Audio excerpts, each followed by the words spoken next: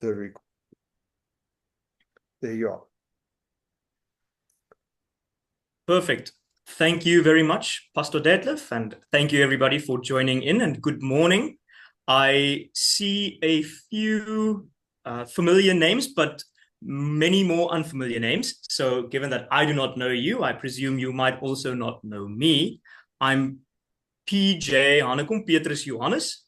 So you can either say P here or PJ or any combination of two letters involving either AP or AJ. I will react. So I'm a vicar here in New Germany doing my internship with Pastor Martin Bittner. Finished my master's degree last year in Stellenbosch. And today I have been asked to present this little lecture on church history, pre-Reformational church history in particular. I just want to mention beforehand that this will be an oversight. It seeks to provide us with a bird's eye view of church history before the Reformation, but it does not go into an overt amount of detail. It also has to be, well, I would prefer for it to be an interactive session. So please do stop me when there's a word perhaps that's unfamiliar to you, or where there is a question that pops up. There will be time at the end, I believe, still for open questions and answers, but throughout, please do not hesitate to put up a hand, or if we miss your hand, just unmute yourself and throw the question, and we'll see whether I or somebody else present can react. All right, now the title of this presentation is Church History, One Vine, Many Branches. And the image here is an icon from the Eastern Orthodox tradition, reflecting on the great I am statement of Christ, regarding himself and presenting himself to us as the vine and us as the branches. Now here in this image, we have Christ with the gospel on his lap, and then the 12 apostles branching out from that. As Christianity exists today, we find it in three branches, generally speaking. We've got the Roman Catholic branch, the Eastern Orthodox branch, and then the Protestant branch, which is the most further subdivided of the three. But it was not always so. And today's presentation will look at how it was not always so and how it changed through the ages. Let me just... Okay. I think I did not skip one. Let's just check. Yeah. Okay. In this presentation, I have decided to use 4 milestones as anchoring points for our treatment of the topic. Now, these are somewhat arbitrary. There are many important dates in the last 2,000 years of church history, but and so one can add many more to this list. I do think one would be hard-pressed to add less, but these would be the 4 anchors the 4 milestones of church history that I want to orientate our approach around. Perhaps before we get going, it would have been easier in person, but I would like to present the question. Well, I would like to present the question. If there's no answer, we'll just jump ahead. I wanted to ask, who had history as their favorite subject in school? Now, given that the screen is being shared, I can't see how many hands there are. So I'll put mine up and say that history was most definitely my favorite subject. And the reason for it is that it is chock full of drama and tension, and stories of heroism, as well as stories of villainy, etc. And history in general, I think, is made up of stories. It is made up of our stories as individuals, but it's also made up of our stories as a collection of individuals. And so it is with church history as well. Church history is the story of us, the story of the church, but it is also the story of God. So we had this one church history lecturer at my time in Potchefstroom who said that history is very literally his story, namely God's story, the long story of God's patience with humanity. And it is clearly and beautifully illustrated throughout the pages of the Bible, but also throughout the annals of history. After the book of Revelation, the history of the church very much still continues right up unto our day. And so to be cognizant of it is to know where we come from, to know where we're going, and to know the stories that make us who we are. All right, and we begin then with the birth of the church. Now, a further collection of important dates are presented here. We begin in the year 33 AD. Just a disclaimer, these dates are rough estimates. Our calendar, as it exists in its current form, is not as old as the dates to which we refer. So many of these there should be a little C in front, a circa. It's a roundabout chronology. So we begin in the year 33 AD with Christ's crucifixion, his resurrection, his ascension, and then I will present the question. What happens after the ascension? Let's see if we can have some interaction. Otherwise, the lecture will go a little bit quicker. Feel free, anybody, to open the microphone and say what comes after Christ's ascension.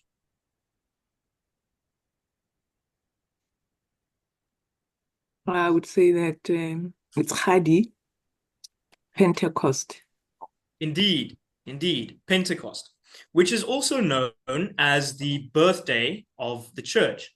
So one can only look at the liturgical year to see that even in our current arrangement of Christian time, we still very much relive these central moments of Christ's life, and our being as church flow forth from it. Christ was crucified, he was resurrected 3 days later, he ascended into heaven, and then I think 40 days after the resurrection, and then 10 days thereafter, if I'm not mistaken, we have the sending of the Spirit and the birth of the church. Now, directly after the events at Pentecost, we also then have the conversion of Saint Paul. And this will be a very important little bullet point in this early period, the earliest period of church history. We'll see in the next slides why. Because Paul very much takes this Christian religion, which at this time still was something of a Jewish phenomenon, and spreads it throughout the Mediterranean, throughout the entire known world, in collaboration with many others. Right. Another important date is the Council of Jerusalem. It's also tied to the fall of Jerusalem, the year 50 and 70 AD. We'll look at that in a bit more depth.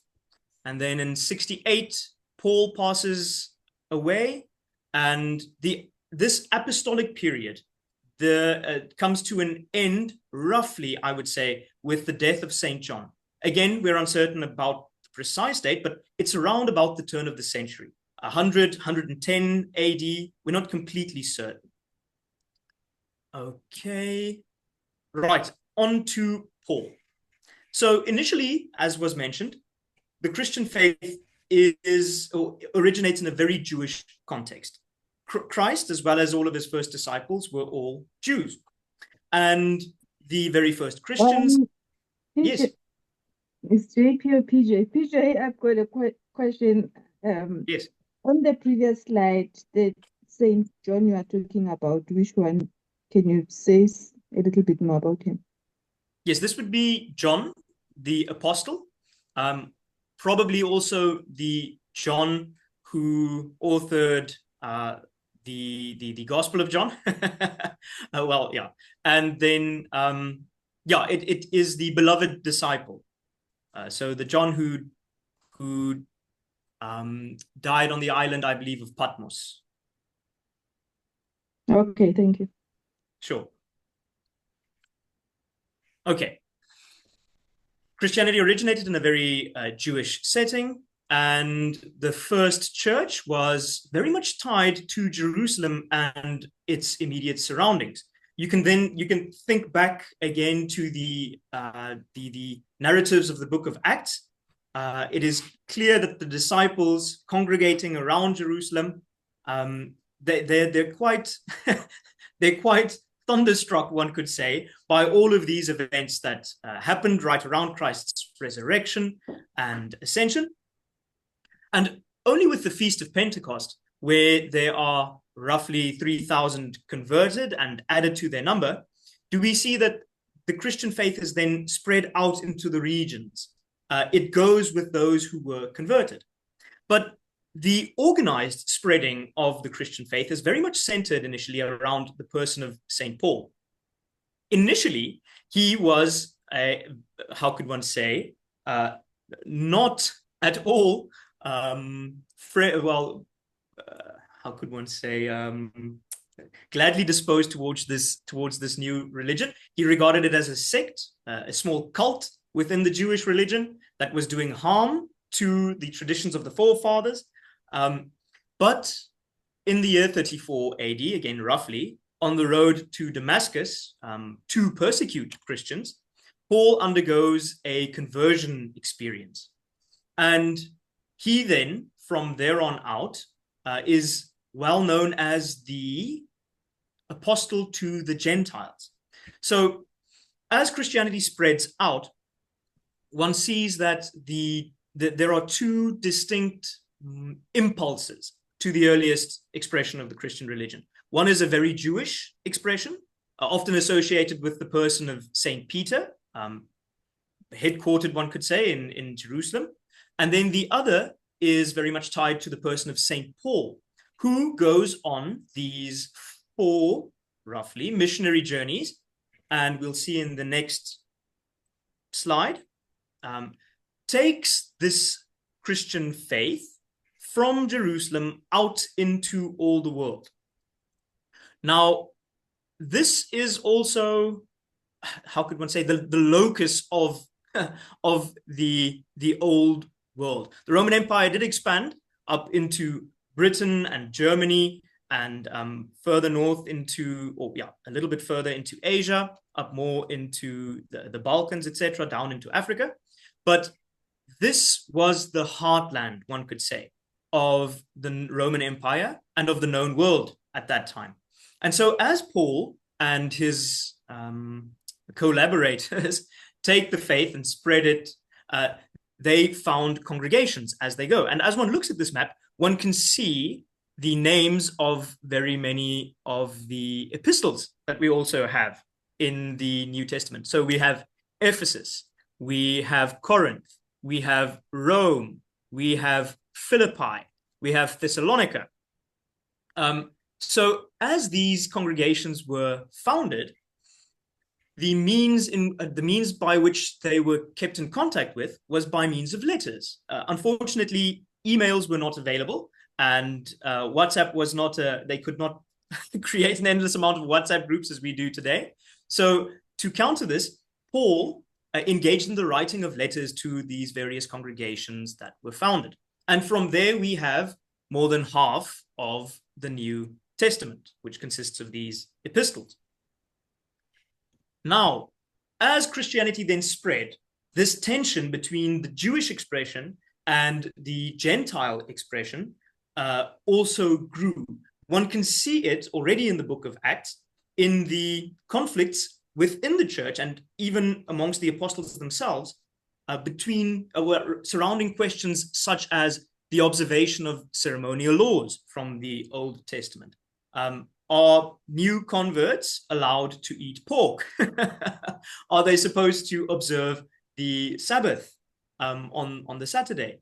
And are they to be circumcised? All of these questions play out in the life of the early church, and there's quite a bit of difference amongst the apostles regarding the answering of these questions. And these differences come to a head at the Council of Jerusalem, the very first council of the church, where Peter and Paul hash it out with one another, but also come to some sort of a understanding, a resolution to the problem, which prioritizes the theology of grace, as opposed to the theology of legalism that very much sees adherence to the Mosaic law as essential to the identity of the Christian.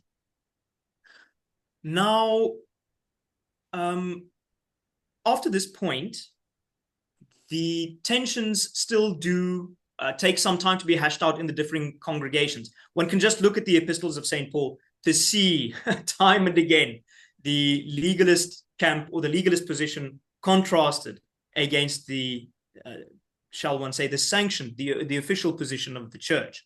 As the apostles write there in Acts, it seemed well to us and to the Holy Spirit that this proper relationship between law and gospel is established. Okay, so in the year 70 AD, one then sees another shift of focus.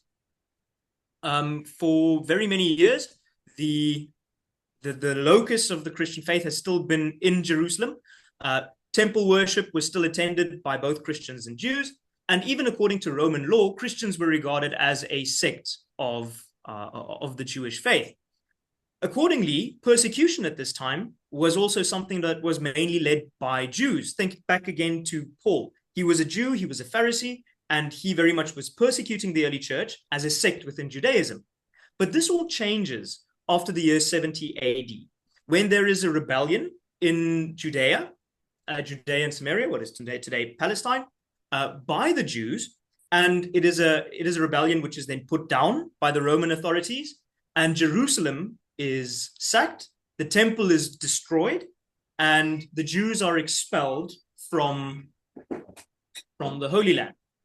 From this point on, the distinctions or the divergence between Jews and Christians also become much clearer. Christians stop attending synagogue worship, and they very purposefully also want to distinguish themselves from the Jewish faith. So it is around about this time also that persecution stops being led by the Jewish authorities and very much is enthusiastically taken over by the Roman authorities. Now, the age of persecution runs roughly from the year 64 AD to the year 313 AD. Those two dates are quite important. If I'm not mistaken, I'll just check the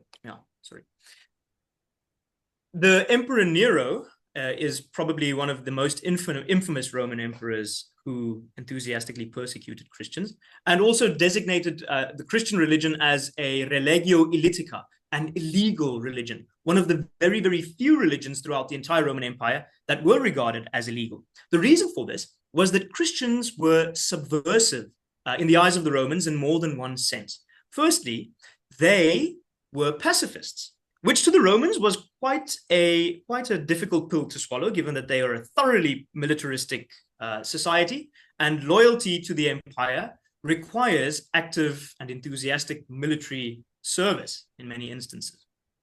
Secondly, they stubbornly refused to engage in emperor worship. Many of the other religions of the empire at this time were polytheistic, and so they could as easily pray to the emperor as they could to any number of their gods.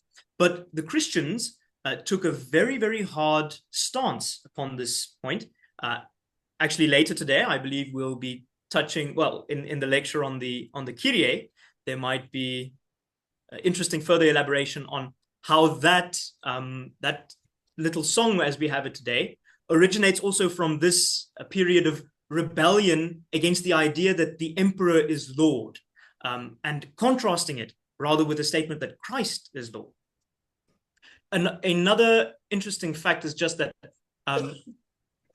one might ask the question, well, the Christians are monotheistic and now they're persecuted, but why aren't the Jews? Why is the Jewish religion regarded as legal? The reason for this is that the Jewish religion is ancient, and the Romans have a great respect for antiquity, for all things old. The Christian religion is new on the scene. And so from the start, they are very skeptical of it, and they do persecute it. Now, the painting in the background is a famous one about the Emperor Nero having a feast in his gardens. And one will see right of center, there's a little flame burning. And if one looks very closely, one can see a person behind the flame. Now, this little depiction is about an occurrence during which Nero, who was rather a crazy individual, he had delusions of grandeur, and he very much wanted to rebuild the city of Rome. But in order to rebuild, there first has to be made space, and there must be some destruction that takes place. So legend has it, or the stories do the round, that Nero orchestrated a great fire that destroyed a great part of the capital. And he then decided to blame the Christians. This strange little group on the side of society for the destruction of Rome. He blamed them, saying that they started the fire, and it gave him a cause then to persecute them in the amphitheater as well as in the Colosseum. And then he took very many Christians, tied them to wicker poles, and used them as lamps to light up his garden at night, literally burning human flesh, entertaining him and his entourage. Now, just for interest's sake also, St. Paul was martyred under the reign of Nero, but he was a Roman citizen, so he probably was beheaded. He was spared the horrors of crucifixion or feeding to the beasts or burning alive at the stake. The other emperors mentioned here, it's not an exhaustive list, there were very many of them, but these are some of the most infamous Roman emperors. The persecution for the first roughly 250 years it was a sporadic event. It had times that it flared up more intensely and times that it was more subdued. And sometimes quite locally as well. Yes, and very often quite locally as well. So these are some vivid depictions of famous martyrdoms. The first one is Saint Bartholomew, who, legend has it, well, tradition has it, was flayed alive. So he was skinned alive for his confession of Christ. The second is Saint Andrew. Yes? Is there a question? No, I think that was just a blooper. The second is Saint Andrew, who was crucified infamously on the X-formed cross, which would prolong one's suffering even more than normal crucifixion. And the third is Saint Erasmus, who was martyred by means of disembowelment. So they opened up his stomach, took his intestines, tied them to a pole, and gradually wrung them out of his body. Now, all of these martyrs were very, very widely praised in the early church for the fact that they held on to their testimony of Christ as Lord, up until the end, very much despite the gruesome deaths that they had to suffer. Now, the word martyr comes from the Greek, I hope I'm correct here, martyrios, yes, which means witness. And this witness of the early church, despite the cost, is, many say, what led to the rapid expansion of the Christian faith. The broader society looked at this and had to realize that anybody willing to go to these extremes to maintain their belief in Christ must have bloody good reasons for doing so. And so this period of persecution illuminates the first 250 years of the history of the church, but then it all starts to change. And I've got a question. Before yes. you continue, you said there were other religions. So besides the Jewish and the Christians one, do we know which other religions existed then? Oh, a great many religions. Goodness me. The majority of the nations within the Roman Empire were polytheistic. So they would have their local gods. Many times they had relation with one another.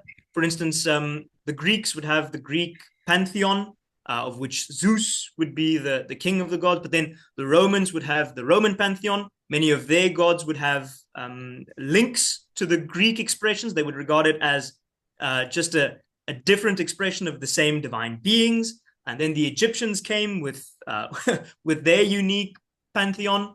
There were also mystery religions and cults like the cult of Mithras. It was a immensely religiously plural society.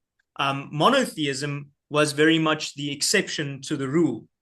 And that was also one of the reasons why Christians were actually accused of being atheists in the earliest times of persecution, precisely because they denied belief in the gods and proclaimed belief only in God. So yeah, I hope that answers the question.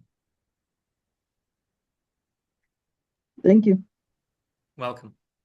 All right, but then things did start to change. And I use this symbol to introduce this period of change. Does anybody know what this symbol is? Theologians, don't put your hands up. Any takers? Going. The first letters, the Greek letters of the word Christ. Indeed, you're correct. This is the Chi Rho, and then the Alpha and the Omega is on the side. Now, as the Christians were persecuted, it was immensely difficult for them to congregate in public.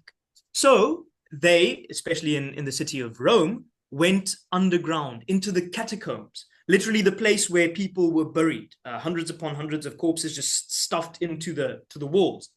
And in these catacombs, which were often regarded as haunted places, the Christians then could, under cover of darkness, congregate in the dark corners and worship.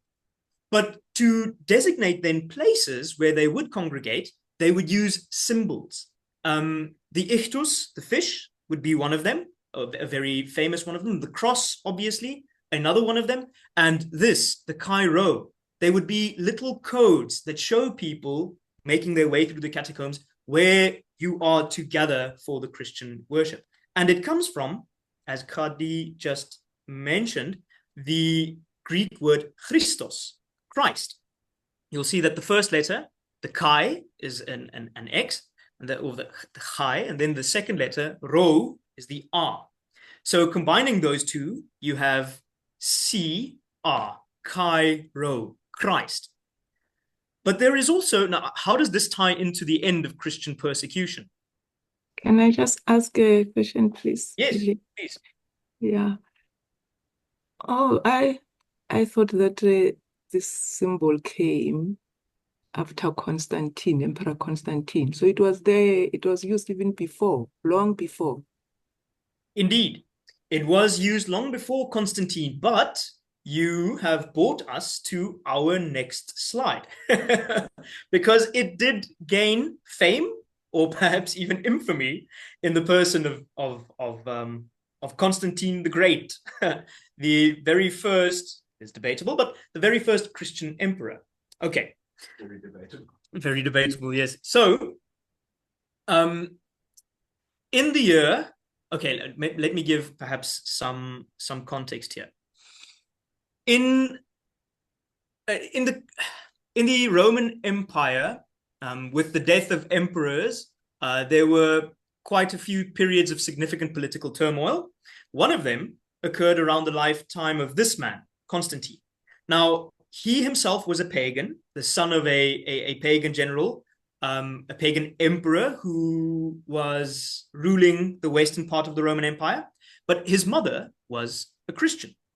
Now, Constantine himself also became a military man, and when his father passed away, he took here, along with another co-ruler, took rulership of the... Yes? Oh, no question.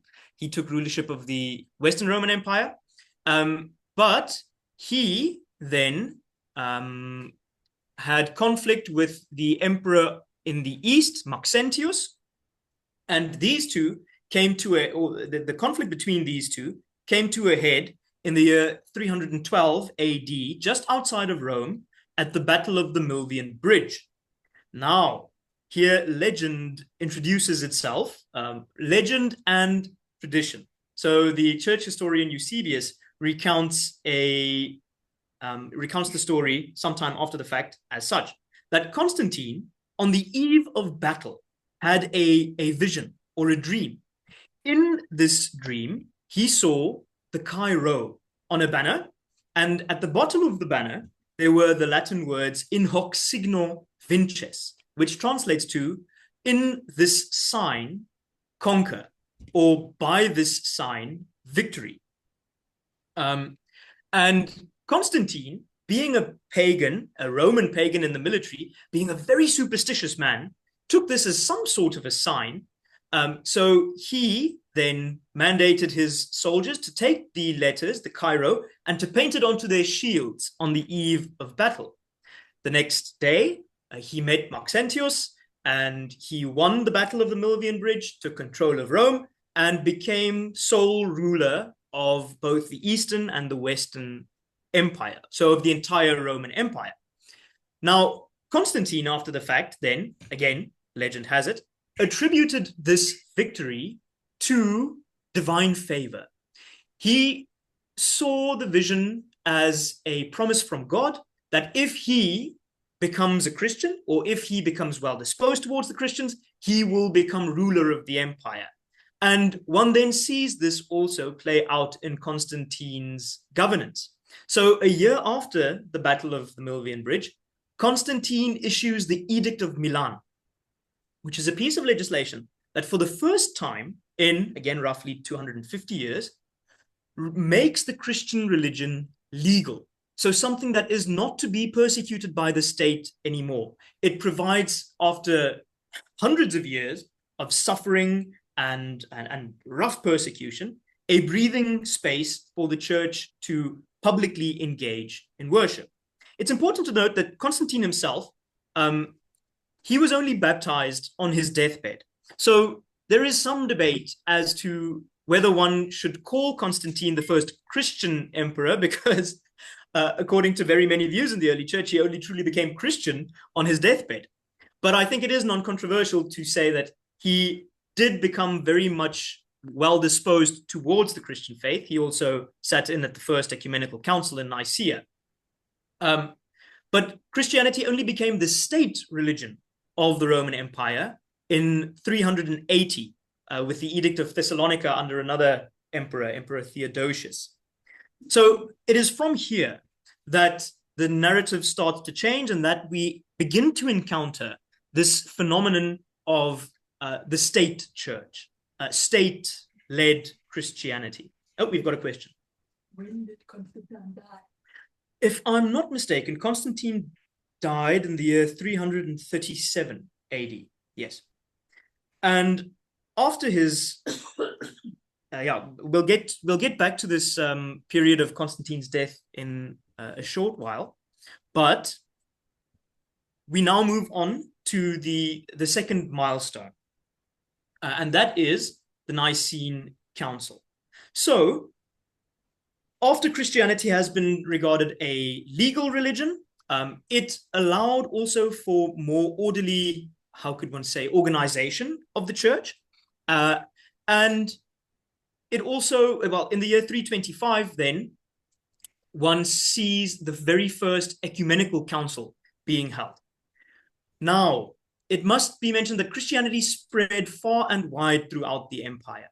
And up until this point, the church has always been regarded as a unified whole, but it was very difficult to keep this unity alive and well, given the vast distances between the churches and given the fact that they are actively persecuted by the state. 313, Christian religion is legal, and then 325, a council is called. Now, we must first take a note, or just take cognizance of the fact that I just have to keep track of the time. Right. What is the purpose of a council? I refer you back to the Council of Jerusalem in 50 AD. There was a controversy in the early church. There were differences of opinion. There was according to some, a departure from what Christ had imparted the apostles. And so representatives from the various churches come together, and as we believe, under the guidance of the Holy Spirit, they hash out these differences and come to some sort of a resolution. Now, the same thing happens at this first council of Nicaea. Shortly before it, there was a preacher in Alexandria by the name of Arius, who began to teach that Christ was not divine. Christ was not God. He might have been a wonderful creature, maybe even the very first creature of God, but he was not God himself. Now, this was an extremely controversial position to take, and it gave rise to a conflict between what later was called heterodoxy and orthodoxy. Heterodoxy means right praise. Means other praise, strange worship of God. And orthodoxy then means right praise. So at this First Council of Nicaea, the conflict comes to a head. Many teachers in the church have been following Arius, departing from the apostolic teaching that Christ is divine. And at Nicaea, representatives then from all corners of the church come together, bishops, and they debate out the issue, and they come up then with a resolution to the problem. Now, it's important to note here that councils are not called arbitrarily. In the early church, given the fact that at this time, the Bible as we have it today had not been fully compiled and collected and spread along with the congregations, it was very difficult for everybody to remain on the same page. So the early church put a very high premium on apostolic continuity. You have to be in line with the faith imparted by the apostles. And the means to keep this faith pure was then by means of councils, to come together, to remind ourselves of the Christian tradition, to refer to scripture, and to hash out these issues.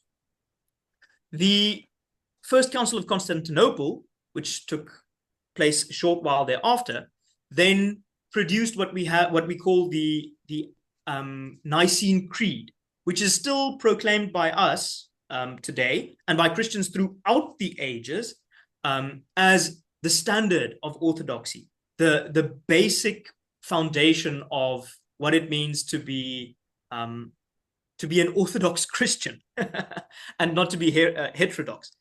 But already here in 325, one sees the first rumors or the first ripplings of schism. The Arians are excommunicated, and you see splitting or splinters beginning to happen in the church. Oh, not a question. Right. There were 7 ecumenical councils in the first period of the church history. The first one started at Nicaea, and the last one ended at Nicaea. I will not be going through the content of each of these councils. It's a bit beyond our scope. But what is important to note is Nicaea and then Constantinople, from where we have the creed. And then another important one is the Council of Chalcedon in 451 AD.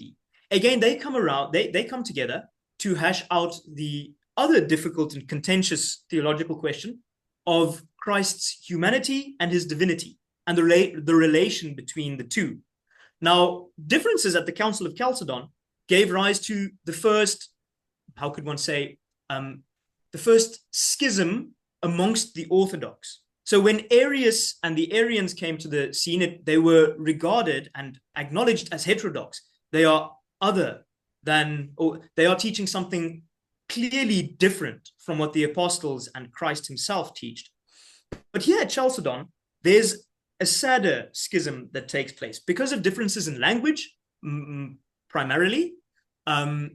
There's a splintering that happens between the Oriental Orthodox churches, so the church in Egypt, what today is known as the Coptic churches, and then the rest of Christianity.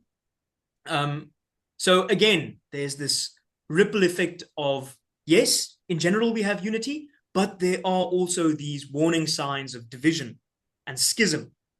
Right, Second Council of Constantinople, 553, Third Council of Constantinople, 680 to 681, and then the Second Council of Nicaea is the last of the ecumenical councils before something terrible happens.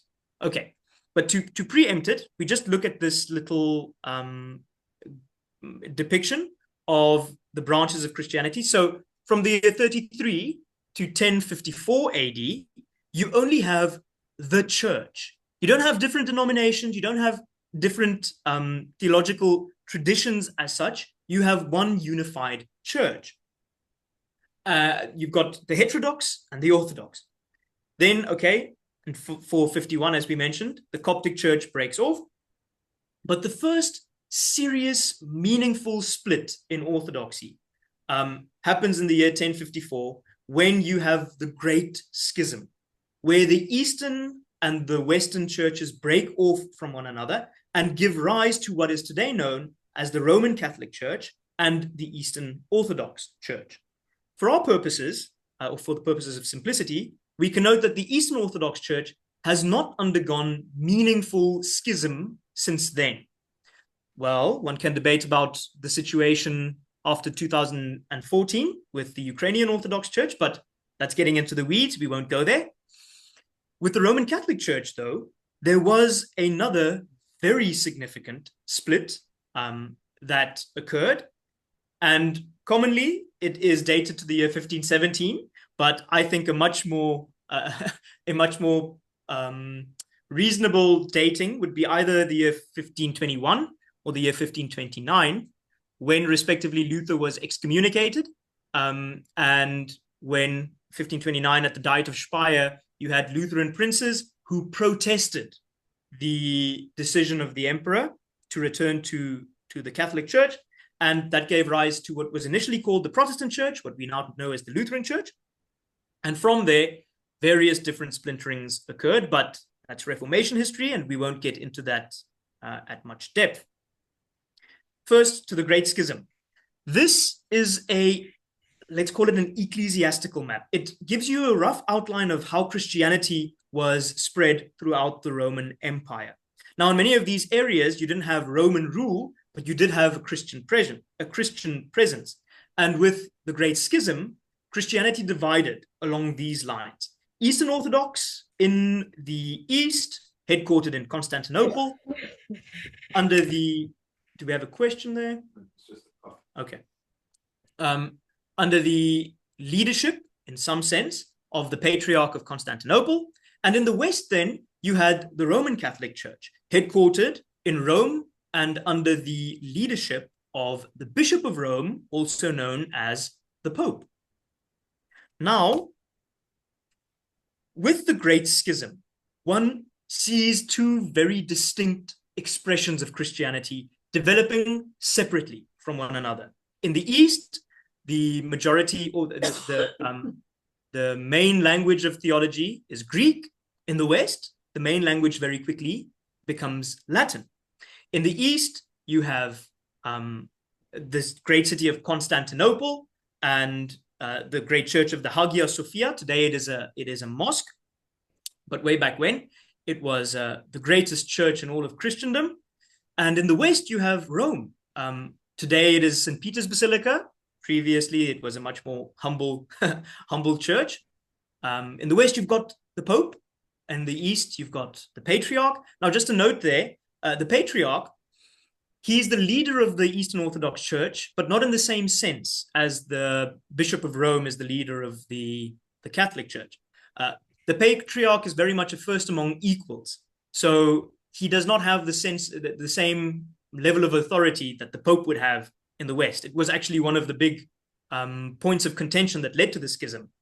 And one then finds these two distinct expressions of Christianity developing, and you can see it in everything, in the musical traditions, the liturgical traditions, the forms of the liturgy, the development of theology. It very much gives rise to two distinct expressions of Christianity, much in common. For instance, both confess the Nicene Creed, but even there with a little bit of a difference. But still, there's a clear, unmistakable sense of separation in the year 1054. All right, now we are beginning to come towards the end. In the East, okay, just to give some context, I will default first back to, let's go to this slide. In the East, okay, so remember now in 312, Constantine becomes emperor of the entire Roman Empire. It's probably a little bit, how could one say, geographical area than is depicted in this slide. But after Constantine's death, the empire again goes back into this practice of split rule for a while. His sons inherit different portions of the empire, and before long, there's conflict both between them and their successors, and the political turmoil again draws the empire apart. Now, the Western Empire, that is now this darker orange portion, it comes to a fall. I wish I had the date with me right now. I believe it's in the year 453. I'm speaking under correction. I'll just it's around about that period. The city of Rome itself falls. There were many barbarian kingdoms that infiltrated the empire and very much made it dissolve, at least as it was in the West. In the East, though, the Roman Empire continued to exist well on into the 15th century. So in the East, then, one also has a very close relation between church and state from the get-go, in that the emperor is regarded as the defender of orthodoxy. And the church very much expands and shrinks along with the expansion and shrinkage of the Eastern Empire. In the West, very quickly, Christian kingdoms begin to spring up, and a different relation between church and state develops there, but there is not the same, how could one say, governmental or state expression of Christianity that there is in the East. So in the East also, a specific difficulty starts to arise in the form of the birth of the Islamic religion. Here in the early 7th century, Muhammad comes onto the scene, and very quickly, Muslim expansion puts out or spreads the Islamic faith into the North African context and into very many areas in the Middle East. I believe it is in the year 638 that Jerusalem falls to the Muslim conquest, and at the forefront of this conflict is the Byzantine Empire, which is ravaged by internal conflict as well as external pressures. The Persian Empire comes to a fall due to Muslim expansion as well. And very quickly, the Eastern Empire is threatened and is characterized by this conflict with Islam. Interestingly, in North Africa, in one context, Christianity very much did continue to exist, undisturbed even by Muslim expansion, and that is in the case of Ethiopia, where the Coptic Church, think back again to the Council of Chalcedon, it's one of those churches that was that split off rather early. They continue with the Christian religion, the practicing of the Christian religion, very much undisturbed by all of this. But in the rest of the Eastern Empire, there's this constant to and fro between Islam and Christianity. And during this period, particularly after the split, after the East and West, the Eastern and Western church split from one another, one also has the Crusades that start to emerge upon the scene, where it was actually called by the Pope in Rome. He was petitioned by the emperor in Constantinople for a few mercenaries, and the Pope calls a crusade. Very many Christian kings and just lay people answer the call, and they head off into the Middle East with mixed results, and also with a very mixed legacy of bloodshed, massacre, successful military conquest, but then a reversal of this success, etc. Up until, well, from the 11th century right up until, I believe it's somewhere in the 13th century, on and off, there are more than 7 crusades that are called and that are gone out upon. And in it, one sees this conflict between Islam and Christianity also spill over into the Western expression of Christianity. But all right, as time goes on, the Byzantine Empire, or the Roman Empire in the East, also starts to shrink. It doesn't collapse like the western part of the empire did, but it does give way to Islamic expansion, to the Mongols, and even to Christian pressures from the West. And so this is in 1025, when just before the schism, this was the size of the Eastern Empire. And then in 1265, one can already see how it has shrunk. Tiny bit there in Asia Minor, tiny bit in Greece, and then the city of Constantinople, very much still in Christian hands. And then in 1355, this is all that's left of the mighty Byzantine Empire. Only the city of Constantinople and a little piece of land surrounding it, and then some portions in Greek as well.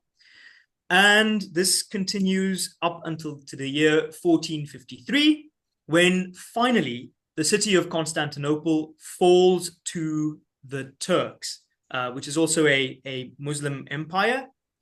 And after this period, the conflict between Muslims and Christians very much becomes a Western phenomenon. So Byzantine Christianity continues to live on, but it very much slowly dies out in the Middle Eastern lands, and it spreads north into the Balkan and into the Rus, so what is today Russia, and the Eastern European countries. And there it thrives. Actually, Moscow is very quickly known, or becomes known then, as the the Third Rome. So the first Rome fell in, let's say, 456. The second Rome, Constantinople, falls in 1453. And now Moscow, with the Christian Tsar, the Christian Caesar, again becomes the third Rome, the third locus of orthodoxy. And the Russian Orthodox Church, up until today, still very much regard themselves in this light as the new ultimate expression of the state religion of the empire. Okay. In the West, as I mentioned, there were Christian kingdoms that sprung up, and the most prominent of them, I would say by far, is the Holy Roman Empire. This is around about the time of the Reformation, how the Holy Roman Empire looked, but this was at its height how it looked. So you can already see there's a great difference between church and state in the East versus church and state in the West. The Holy Roman Empire wasn't a nation state as we think of nation states today. It was a conglomerate of hundreds of little principalities, dukedoms, kingdoms, etc., all of which came together in times of need, contributed troops to the emperor to defend the state, but it gave rise to a very unique expression of Christianity in the West that began to develop. And the development of Christianity in the Holy Roman Empire also provides much needed context for our understanding of the Reformation and our appreciation of it. Let's just see. I want to note on this map, you'll see that as the Holy Roman Empire shrinks as well, particularly around the time of the Reformation, the greatest threat comes from the East with the Ottoman Empire. Again, it's the same Muslim empire that brought Constantinople to a fall. And precisely because Constantinople came to a fall, the Muslims now, or the Muslim forces now had inroads into the Christian heartland of Europe. And so the conflict is now much more on the borders. It's not something that occurs anymore on distant shores in the Middle East, but it is an existential battle for the heart of Christendom, very much in Europe. And I think, moving very quickly towards the end of our presentation here, just a few notes on Christianity as it then develops in the Holy Roman Empire. Firstly, as it develops in the West, the Pope in Rome, regardless of the fact that the Roman Empire has fallen, he still remains the spiritual head of the church in the West. And given that, the emperor or the kings, the Holy Roman Empire emperor and the various princes and kings, they all have to remain in a good relationship with the Pope in Rome. The justice systems of the empire were very much intertwined with the laws of the church. Politics was very much intertwined with the goings on of the church. The Pope would be the one who crowns the Holy Roman Emperor. And so where the Pope is the spiritual authority, though he also has properties in Italy, the emperor is the one who is supposed to administer justice and, how could one say, bring out the will of the church in the secular realm or in the realm of the state. Also, on an economic front, church and state, church and society develop very much alongside one another. That particular point comes to a head in the Reformation with the problem of indulgence sales and, the fact that theological differences on how the church is supposed to go around with money also flow into the matters of state. It's not just a theological dispute. There's also a lot of conflict between the Kingdom of France and then the various German principalities in the Holy Roman Empire and the Ottomans.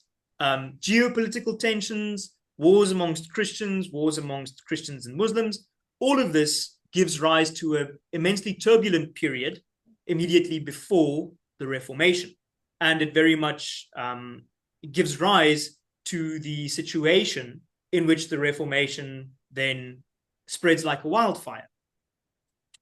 I think let's call this the final slide before we go over to questions. This is a map of the Ottoman Empire, the Muslim Ottoman Empire at the height of their power. So you can see that all of the previous Christian areas around the Middle East have now been conquered by Muslims, and very much the expansion is going into Europe as well. All right, we are not going to be treating the Reformation in this lecture. I think regarding time as well, we probably stop here and leave some room for questions.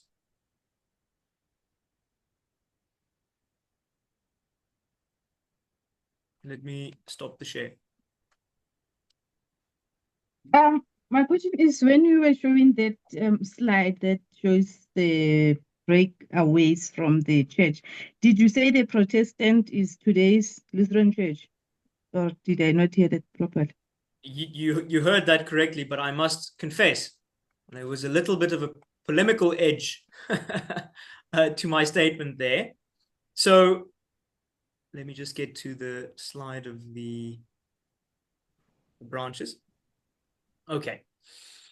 So the word which we today use as Protestant refers to very, very, very many churches that aren't Catholic and that aren't Orthodox. But the word was not always used in this sense. The word was not always used in this sense. It originated in the year 1529 when there was a diet in this Holy Roman Empire where the Catholic Emperor Charles wanted all of the followers of Luther to get back in line with the Roman, or get back in communion with the Roman Church. And then many of these Lutheran princes protested the decision of the Diet of Speyer. I think it's the second Diet of Speyer. And from there, they were known by Catholics as Protestants, those who protest against the what we call the abuses in the Catholic Church. So initially, Lutherans were known as Protestants. Only later on, we were clearly designated as followers of Martin Luther. But originally the word Protestant meant, one could say, Lutheran. Today, it means Lutheran, etc. I hope that answers the question. Churches of the Reformation. Churches of the Reformation. Yes. The Protestant Church. Yes, Yeah, I wanted to answer part of the question. Apologies. But then what is the Protestant church that we know today? Where does it, is it also Lutheran, but they're still sticking to the Protestant church? So there is no single Protestant church today. There are many Protestant churches. So I would like to then use a different image. Let's say there are three main branches. Again, I'm oversimplifying here, but three main branches to the church: Roman Catholic, Eastern Orthodox, and then the third branch is the Protestant branch. Under it, there's the Lutheran Church, the Anglican Church, the Reformed Church, the Methodist Church, various Pentecostals who came onto the scene quite a bit later.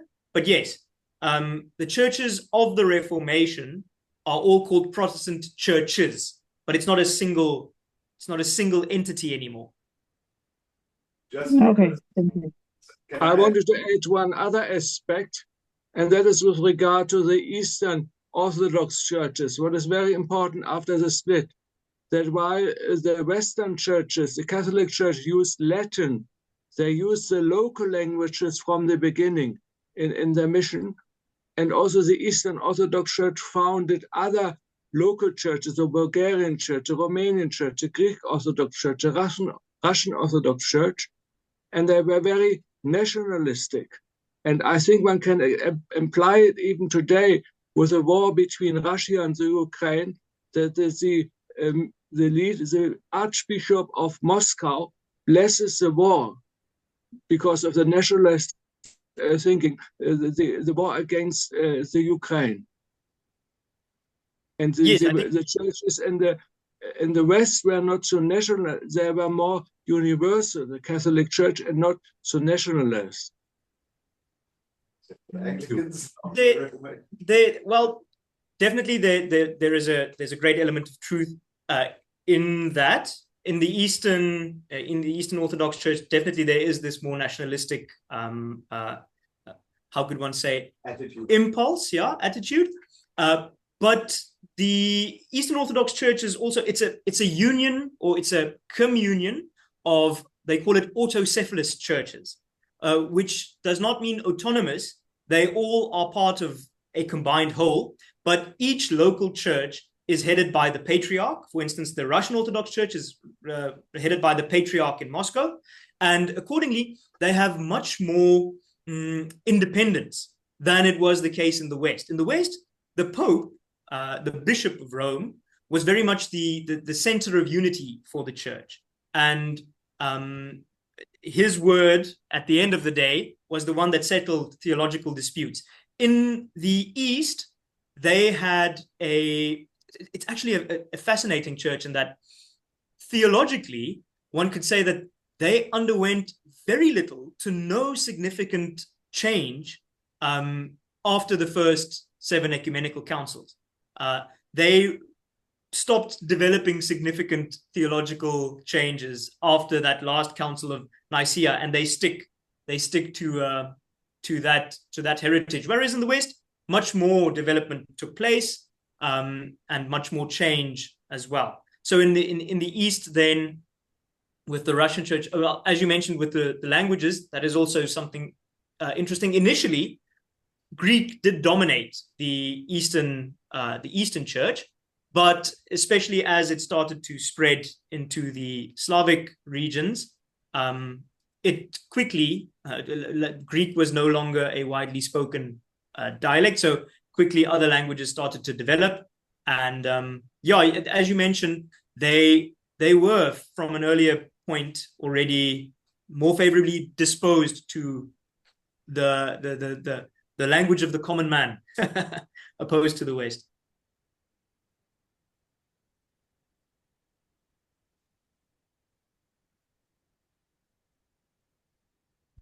Any more? Yes. Hi.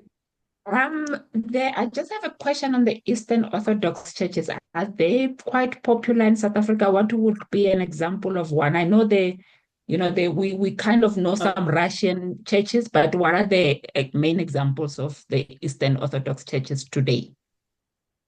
Oh, so the biggest of the Eastern Orthodox churches is the Russian Orthodox Church, by far. Okay. Yeah. But I'm not completely certain how many autocephalous churches there are. I think it's I'm guessing now, I think it's in the area of 12, between 8 and 12, if I have to guess. Can't remember. But in South Africa, I think we have both the presence of the Ethiopian Orthodox Church, or so more a Coptic, that would be, you see this little splintering here with the red arrow. It's also Orthodox, but not part of the Eastern Orthodox churches. And then we definitely also... there are some Greek Orthodox. Yeah, there are many Greek Orthodox. That's probably the most widespread one. There would be Serbian Orthodox churches, probably Bulgarian. I know there's even a Serbian Orthodox church in Botswana, if you would believe it. The Russian Patriarchate will probably also have a few congregations, but definitely in South Africa, the Orthodox are not the most common expression of Christianity. Okay. Thank you. Welcome.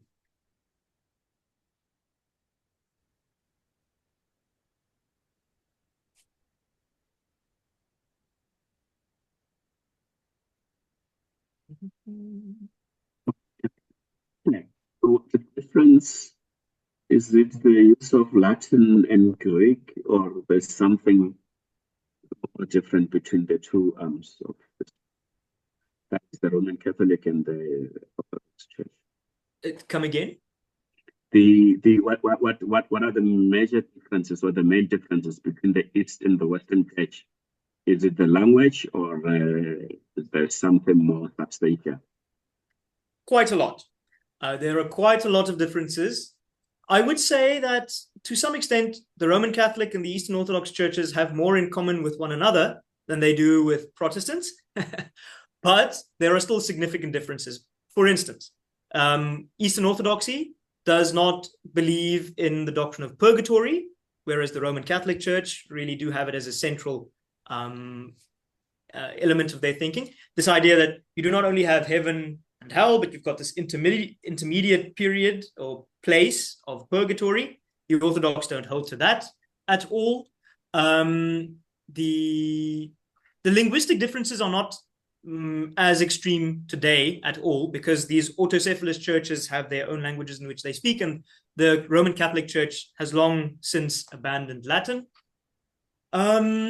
The differences in church governance are quite significant. In Rome, again, the Pope has a lot of authority. He very much is the vicar of Christ on earth. So he's the descendant of St. Peter, and he's the prince amongst the bishops. Whereas in the Orthodox Church, the patriarchs, they're leaders of their hierarchical churches, but they're on equal footing with one another. They don't have the same top-down structure when it comes to the relationship between the different dioceses. Whereas in the Catholic Church, all dioceses throughout the world are subject to the Pope in Rome.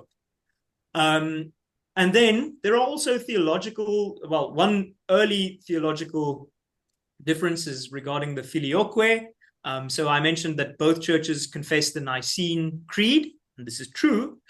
But in the West, the Nicene Creed is confessed with the filioque. It's a little phrase when we say that we believe that the Spirit proceeds from the Father and the Son. The Eastern Orthodox vehemently object to this, and they still proclaim the Nicene Creed that the Spirit proceeds only from the Father. It's quite a technical theological difference, but it did give rise to different impulses. And liturgy, goodness me, one can just so the Orthodox have a very, very beautiful ancient liturgy. In most of their churches, you won't find pews. It occurs standing. It's also very, very musical. They've got a completely different presentation of Christian worship than the Catholics have. They've also got interesting doctrine regarding iconography, which is this particular sort of religious painting, the one that we started with. That is an icon, and the Orthodox regard it as little windows into heaven. They're very, very important aids to the prayer life of the individual in Orthodoxy, but definitely not in Catholicism. So these are some of the different impulses, but there are quite a few. There's a hand. Thomas Meyer, I see, has a hand. Yeah, thanks very much. Can you maybe also just in that regard expand a little bit on the different kind of understandings between the branches, you want to call it, regarding sacraments and specifically the Holy Communion, how we understand it, how they understand it, and what the differences are? Very good question.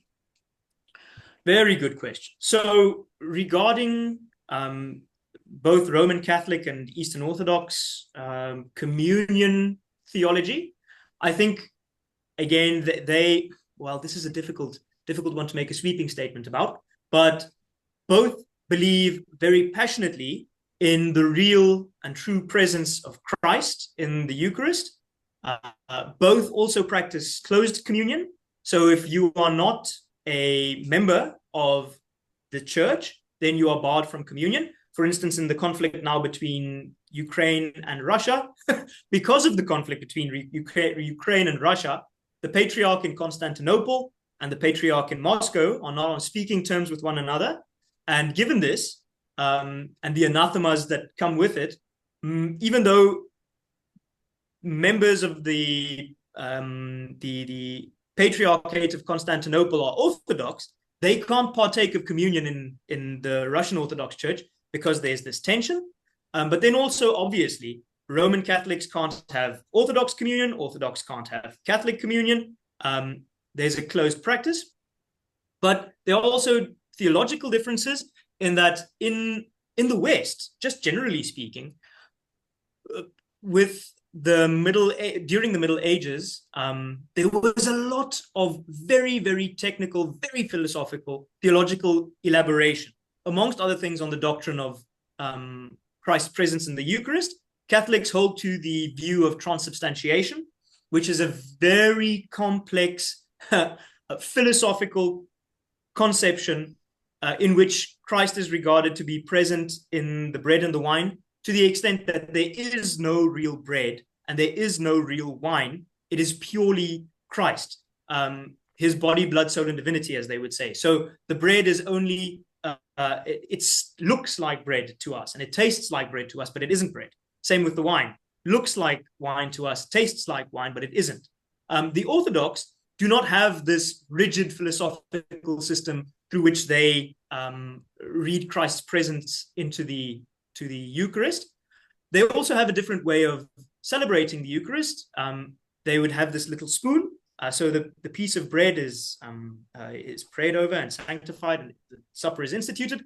And then there's this little spoon that scoops up pieces of bread soaked in the wine and then gives it to the congregants. So in the East, you would have communion in both forms. In a sense, you would have both bread and wine. Whereas in the Roman Catholic Church, for instance, it's still common practice that communicants only receive only receive the bread, not the wine. And those would be some of the differences regarding communion between Orthodoxy and Catholicism. I hope that answers the question. Thank you very much. Yeah. Sure. What about the books, like the Bible? Do they have only the Bible or additional material that they read from? Oh, great question. So both the Orthodox and the Catholics, and in case you haven't noticed, I'm a fairly young individual. I'm still what we say wet behind the ears. So don't take my word as gospel here. I'm speaking under correction. But as far as I am aware, both the Orthodox Church and the Catholic Church do regard the Old Testament Apocrypha, or what is called the Deuterocanonical books, as part of the Bible. Though, while saying this, I'm wondering about the accuracy of that statement. I'm not completely certain here. The Orthodox, I think they might have a book or two more or a book or two less. I'm not completely certain. But the moral of the story is that both Orthodox and Catholics have a few more books in their Bible than we do. Protestants, and this is also clear in our confessional literature, specifically Lutherans, we do regard the Old Testament Apocrypha, the Deuterocanonical books, as, in many of the instances, worthy of our reading and still inspirational books, but we don't regard them as divinely inspired to the extent that the canonical books, the 66 canonical books are. And so there's a difference between our Bibles, but then other literature as well. In the Roman Catholic and Eastern Orthodox Church, the lives of the saints are very important books. So they've got a much, much higher view of tradition than we do in Protestant churches. And so in the Catholic Church, and I think in the Orthodox Church as well, scripture and tradition are very close to being on the same level of authority, which is not the case in Protestant churches. See another question. Just adding to that, as far as I know, though, the Eastern Orthodox Church does regard the deuterocanonical books as on a slightly lower level than the rest of the scriptures, and in the Roman Catholic Church, it's an interesting question that one would need to look at pre-Reformation, whether they might not have held a very similar view, but that they doubled down on that they are fully scripture after the Reformation. I suspect, I cannot say that for certain. That would be interesting. One would have to check that out. Yes.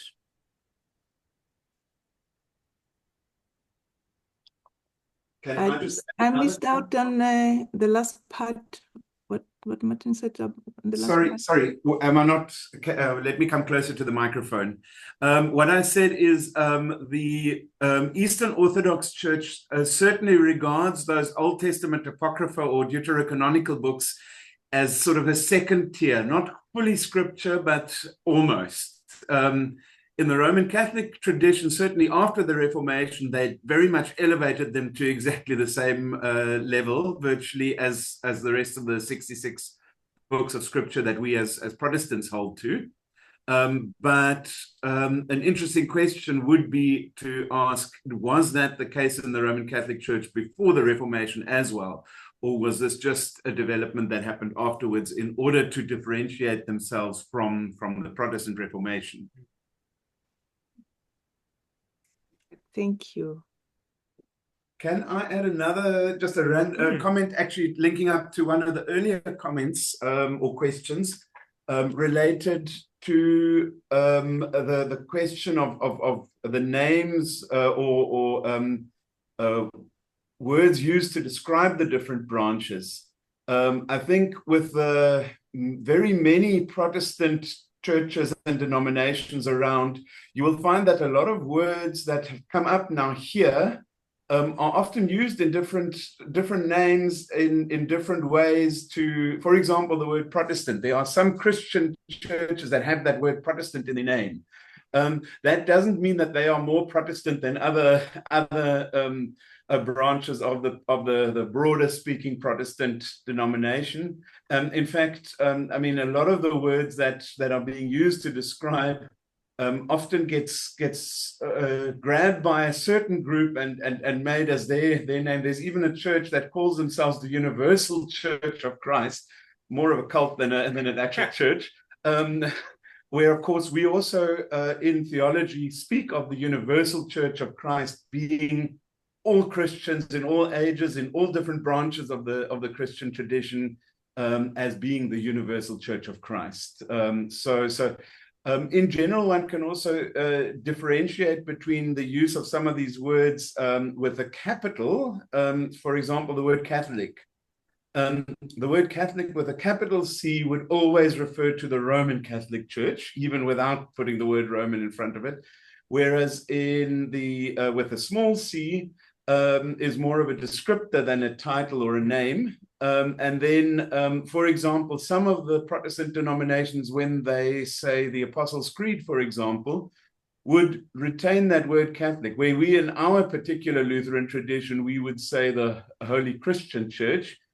For example, the Methodists would still use the word Catholic, but definitely with a lowercase c, in the sense of Catholic meaning, again, also another word for universal. Yeah. Just a exactly random linguistic rabbit trail there. Yeah, I just remembered something like when you're talking about Protestant, like in Ireland, where you've got the Protestant and the Catholic, like always, like they don't see eye to eye. So what Protestant church is that is in Ireland? That would be predominantly Anglican. If I'm not mistaken, in Northern Ireland, due to the ministerings of the. So I'm gonna end with this now. Let me quickly share the screen again. PA, I think it's also the Presbyterian Church, because they resettled Scots people there as well. Yeah, it's a good point. And I would say to an extent, it's same horse, different name. No, not truly, but so with the Reformation, obviously we have Martin Luther here with the 95 Theses, very much, I would say, an emblem of the conservative Reformation, seeking to reform medieval Catholicism and purge it from the abuses. But then we have Henry the Eighth. That's right. Okay, in any case, he's the progenitor of what is today known as the Anglican Church, but not very theological reasons in the development of this church. That chap wanted to have his second marriage annulled by the Pope, and divorce obviously is illegal in the Roman Catholic system. So he, by means of machinations, got a divorce from his first wife, Catherine of Spain. But then when his second wife could not bear him a son, he wanted to divorce her as well, or have the marriage annulled. Pope said no, and Henry decided to have the church in England split off from Rome for these less than theological reasons. And then after him, the Anglican Church started to develop. It is regarded as something of a via media, or a middle way between Roman Catholicism and Protestantism, as illustrated in the Reformation. But the chap to the right, John Calvin, I would say can be credited with the largest portion of theological impulses in the Anglican Church. Their confessional documents are very reformed in outlook. So they have more agreement with Calvin than they do with Luther. And accordingly, in the north of Ireland, then, when you have Anglicans and Presbyterians, I don't know, they wouldn't call themselves Episcopalians, the Anglicans, they'd probably be Anglicans. But though there will be important differences in liturgy and church structure, etc., much of the theology is more influenced by the man with the extra funny hat and long beard here than by Luther, for instance. Episcopalians, normally it refers to the Anglicans in North America. It might be in other countries as well, but yeah, the Americans were not too enthusiastic about retaining loyalty to the Church of England after they threw off the King of England. So same theology roughly, but different. A lot of politics involved. A lot of politics, indeed. Yeah, a lot of politics. Okay, and I think that brings us to the end of the presentation, unless there's another pressing question. Thank you, Pierre, for this very insightful presentation. And I think there's quite a bit for us to think about still. I'll come back to you about a few things. I'll now leave the session open, but I will mute myself and go away. You can stay on, or you can go away and rejoin. The catering for this session provides no zooming of tea or coffee to you, so you'll have to go and fetch it yourself from your own kitchen, and we'll reconvene at 11 o'clock for the session by Martin. Thank you very much. Thank you. And I'm stopping the recording now.